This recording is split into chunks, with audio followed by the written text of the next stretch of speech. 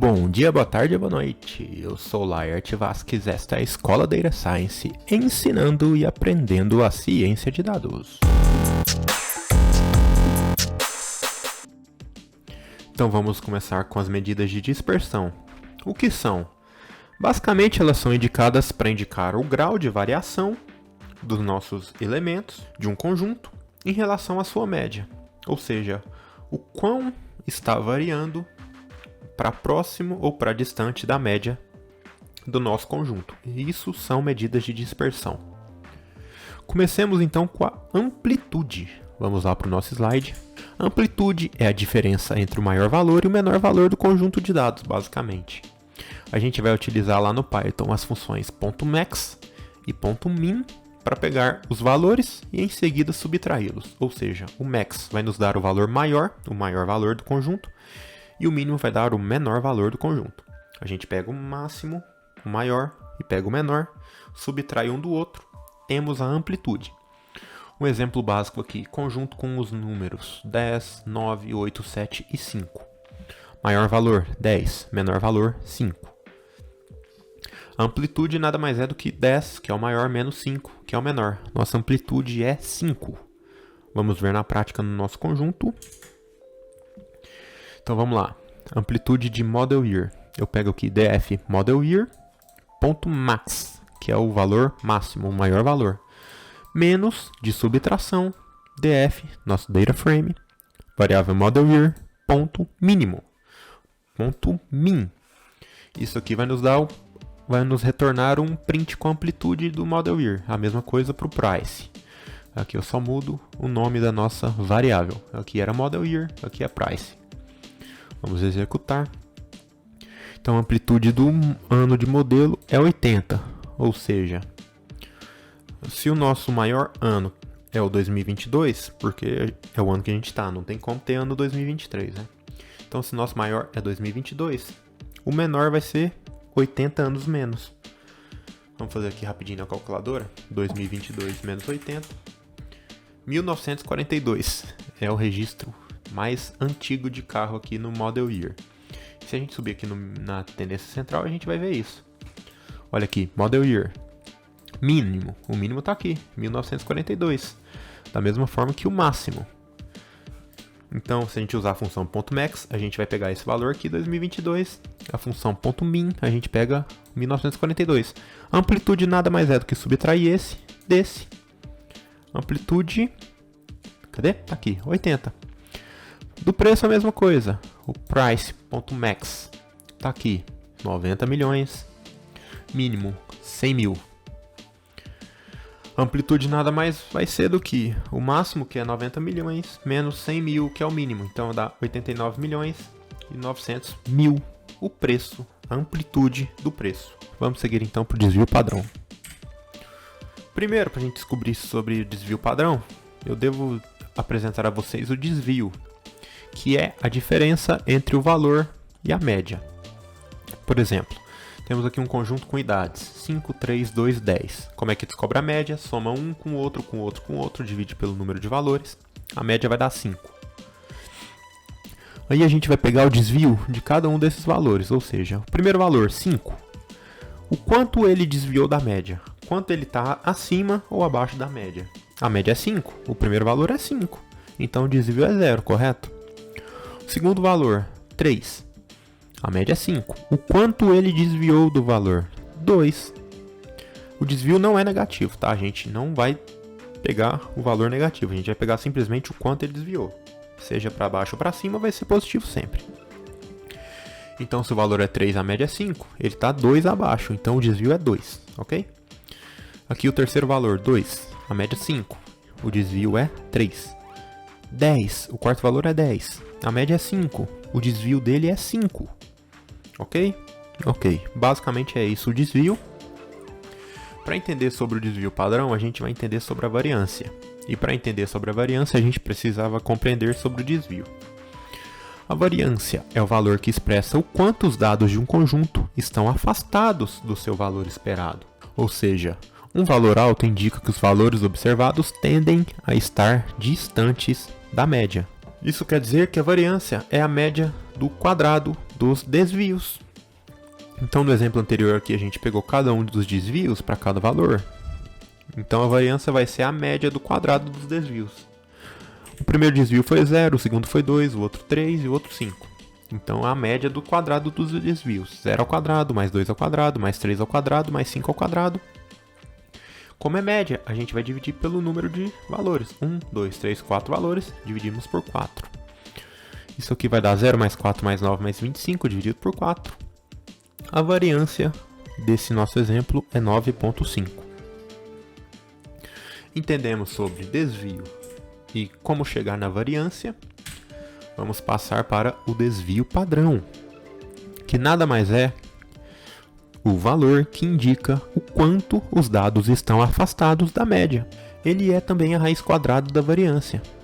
Então, se nesse exemplo aqui a variância é 9,5, o nosso desvio padrão vai ser a sua raiz quadrada, que dá 3,08. Vamos ver na prática no Python como é que isso funciona. Eu esqueci de informar que a função para verificar o desvio padrão no Pandas é .std, de Standard Deviation, desvio padrão. Vamos lá. Desvio padrão. Então vamos lá. df, nosso data frame, .modelYear, que é a nossa variável, e a função .std. Executo. O nosso desvio padrão é 8,9054. Esse é o primeiro desvio padrão que eu pedi, que é o do modelYear. O desvio padrão do preço é esse aqui, 4.112.415. Por que esse desvio está tão alto? Porque se a gente lembrar, a gente tem um valor muito alto de carro também. Tem um carro lá que custa 90 milhões. Então o que isso quer dizer? O desvio padrão é o valor que indica quantos dados estão afastados da média. Então aqui, as variáveis modelYear no geral estão afastados 8,90 unidades da média no ano, né? Para mais ou para menos. Esse é o nosso desvio padrão. E aqui para o preço, a mesma coisa. Bom, temos também o desvio absoluto, que a gente consegue chegar com a função .med. Aqui basicamente eu estou sempre usando dentro de um print, mas se você quiser apenas o desvio absoluto, basta escrever dessa forma. df, nosso data frame, e aí a gente passa a variável que a gente quer, que nesse caso é o modelYear, e usa a função .med. Executa. Nosso desvio absoluto aqui da variável ano do modelo, 6,98. Deixa eu voltar aqui para o print, porque no print eu já consigo pegar o desvio absoluto do modelo do ano e do preço. Então tá aqui, o desvio absoluto do modelo do ano e do preço. Temos aqui já mais duas medidas de dispersão. A variância a gente já explicou acerca dela. A gente consegue com a função .var. Então vamos executar. Nossa variância aqui 79,30 para o ano do modelo. E esse valor aqui extremamente gigante para o preço. Se a gente voltar no slide, ó, um valor alto indica que os valores observados tendem a estar distantes da média. E olha quão alto está o valor da variância do nosso preço. Isso quer dizer que os valores estão distantes da média, tendem a estar distantes da média. Isso é uma realidade, né? Porque se a gente subir aqui em cima, a média do preço está aqui, 288 mil reais. Vamos dizer que são reais, estamos tratando de reais. Então a média é 288 mil reais. Só que a gente tem muito valor acima e distante dessa média e muito valor abaixo e distante dessa média também. E é isso que a variância aqui está nos informando. Bom, vamos finalizando aqui agora falando sobre a covariância, que nada mais é do que a variância conjunta. Ou seja, ela vai nos dar um grau de interdependência numérica entre duas variáveis aleatórias. Ou seja, ela vai nos passar o quanto uma variável depende de outra, sendo essas duas variáveis aleatórias. Isso quer dizer que quando duas variáveis são independentes, a covariância vai ser zero. Ou seja, quando uma não depende da outra, a covariância vai ser zero. E a gente consegue pegar a covariância de todo o nosso DF utilizando a função .cov de covariância. Vamos executar. Aqui aí, o resultado é o mesmo, mas se a gente colocasse o nosso data frame que a gente separou aqui numérico, o resultado seria o mesmo, porque a covariância vai fazer apenas das variáveis numéricas. Então vai lá. A covariância de Model Year com Model Year é 7,93. Não existe, porque é a mesma variável. Já a covariância de Model Year com Price é 1,02. A covariância mostrará a tendência na relação linear entre as variáveis. Ou seja, se tivermos uma covariância negativa, significa que as variáveis têm relação oposta. Enquanto uma variável aumenta, a outra diminui. Já se a covariância for positiva, significa que a relação também é positiva. Enquanto uma aumenta, a outra também aumenta. E quanto mais próximo do zero for o valor da covariância, menor vai ser a possibilidade de existir um comportamento interdependente entre as variáveis, que é o caso aqui da Model Year com Price. Como a gente tem poucas variáveis nesse conjunto, a covariância vai ser entre apenas Model Year e Price, já que são duas variáveis, né? E o valor aqui basicamente está quase próximo a zero, 1,02. Isso quer dizer que é menor a chance de identificar um comportamento interdependente entre elas. Falando agora sobre correlação, que é algo bem parecido com a covariância, só que a correlação ela vai medir quanto duas variáveis se relacionam. Da mesma forma, vamos executar. Aqui eu estou colocando um heatmap, que é um mapa de calor, para a gente ver. Mas se a gente fizer apenas df.core, a gente também consegue ver em forma de data frame, veja lá. Então a correlação da Price com o Model Year é de 0,27. O máximo é 1 positivo e menos 1 negativo. Quando é 1, a correlação é alta, ou seja, isso quer dizer que as duas variáveis são perfeitamente correlacionadas. Nesse caso aqui é realmente. Model Year é perfeitamente correlacionada com Model Year, porque é a mesma variável, né? Então é uma correlação que não existe, porque é a mesma variável. Mas, quando a gente chama a função .core, ele mostra para nós até a correlação entre si. Se a correlação fosse menos 1, isso quer dizer que as variáveis são inversamente correlacionadas, ou seja, elas vão em direção opostas, mas na mesma proporção.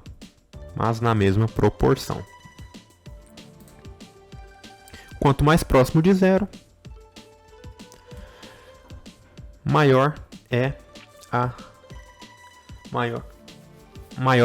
quanto mais próximo de zero, maior é a chance de não existir relação entre essas variáveis. Aqui a gente está bem próximo de zero, né? A correlação entre o Model Year e o Price é 0,27. Isso quer dizer que temos grandes chances de uma variável não se correlacionar com a outra. Eu fiz isso aqui acima num mapa de calor. A gente pode ver aqui pela legenda que quanto mais escuro, menos correlação elas têm. E quanto mais próximo dessa cor clarinha, maior é a correlação. Como aqui Model Year com Model Year a correlação é 1, aqui temos então a cor clara. E como a Price com a Model Year não se correlaciona muito bem, com o valor 0,27, a cor se torna um pouco mais escura. É assim que a gente consegue enxergar visualmente a correlação entre variáveis. Como o nosso data frame tem poucas variáveis numéricas, temos poucas variáveis para analisarmos a correlação, covariância e todas as demais medidas de dispersão e tendência central. Basicamente é sobre isso, esse é o básico de uma análise descritiva dos dados. Espero que vocês tenham gostado. Qualquer dúvida, peço que deixem nos comentários, que estarei disposto a ajudá-los o mais rápido possível. Muito obrigado a todos.